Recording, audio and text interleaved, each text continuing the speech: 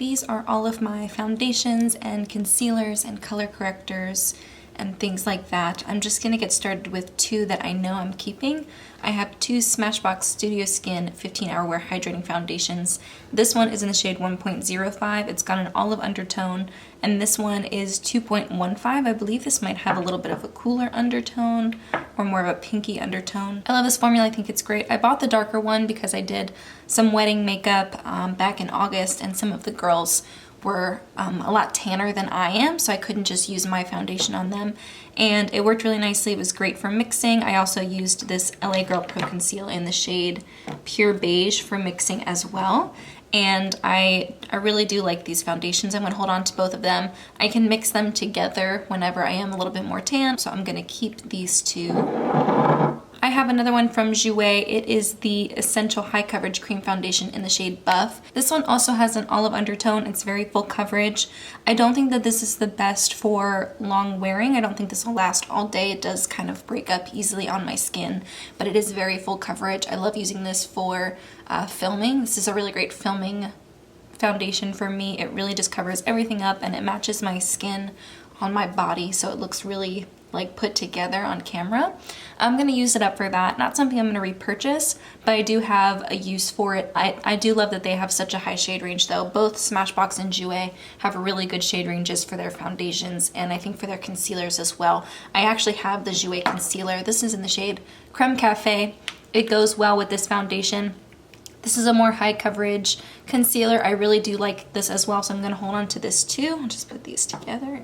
So I have 3 shade adjusting products in my collection. I have the NYX Pro Foundation Mixer in the shade White. I have this Makeup Revolution concealer in the shade C1.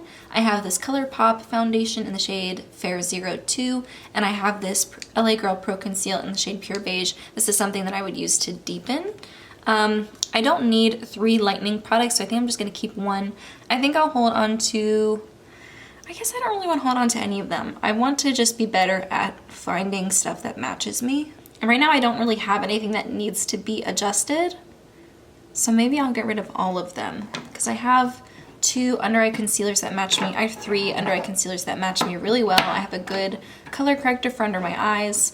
So I don't know, maybe I don't need any of these. I think they're all just the wrong shade. And I feel like, yeah, I don't need any of them. So I'm gonna declutter these 3. And for this one, it's so much deeper. Like, I don't think I can make it work for anything. Yeah, look how dark that is. So I guess, I don't know. I don't even know if that would work as a bronzer. Maybe I'll put it in my bronzer collection. It's so orangey though on me. I don't think that that would look good as a bronzer, honestly. So no, I'm gonna just declutter this one as well. I'm gonna keep these 3 concealers and this color corrector. I'm almost done with the NYX Dark Circle Corrector. If you can see that it's almost empty, I'm almost done with it. So I'm going to hold on to that one and finish it. For this one here, this is the IT Cosmetics Bye Bye Redness Neutralizing Correcting Cream, and I think it's in the shade, yeah, Neutral Beige, and it is very dark for me. I do like the formula of it. I think it's a really nice full coverage foundation. It's one of those things where you only need a tiny bit and it provides a ton of coverage.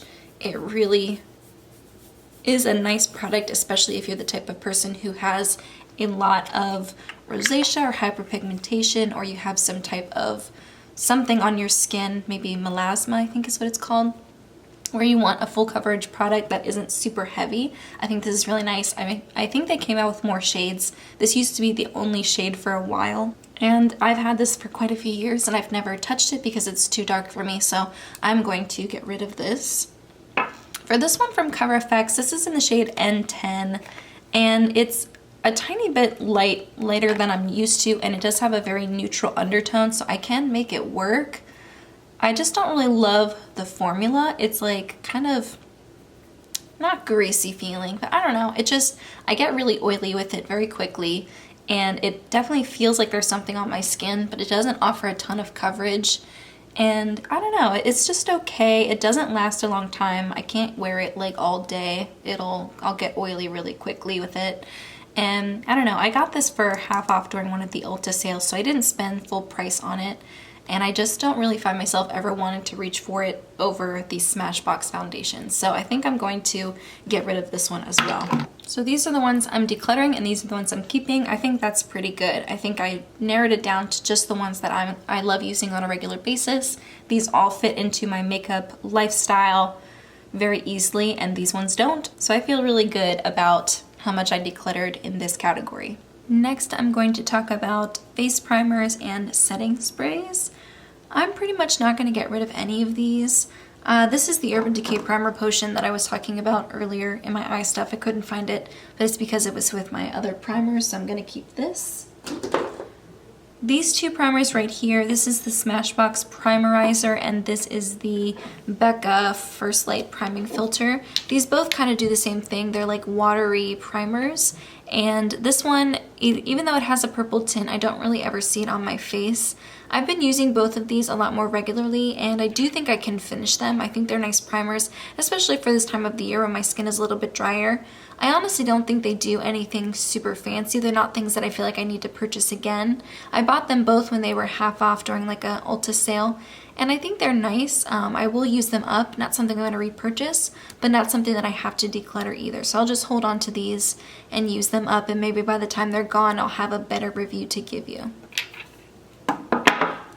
This Tarte primer right here, it's the Clean Slate Poreless 12-Hour Perfecting Primer. This is kind of like a silicone-y primer. It's one for filling in the pores. This was really great for that wedding makeup. I'm doing another friend's makeup sometime next year, and so I will hold on to it for that. I also think it's good just if I ever want to use a primer like this. It's not something I use every day, but it is something that I could maybe remember to use a little bit more.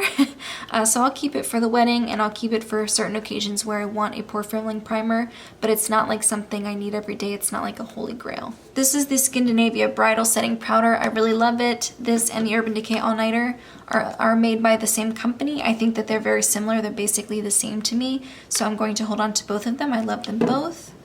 And I have two minis of the Scandinavian Makeup Primer Spray and the Makeup Setting Spray. These are really nice for travel, so I'm going to hold on to these as well.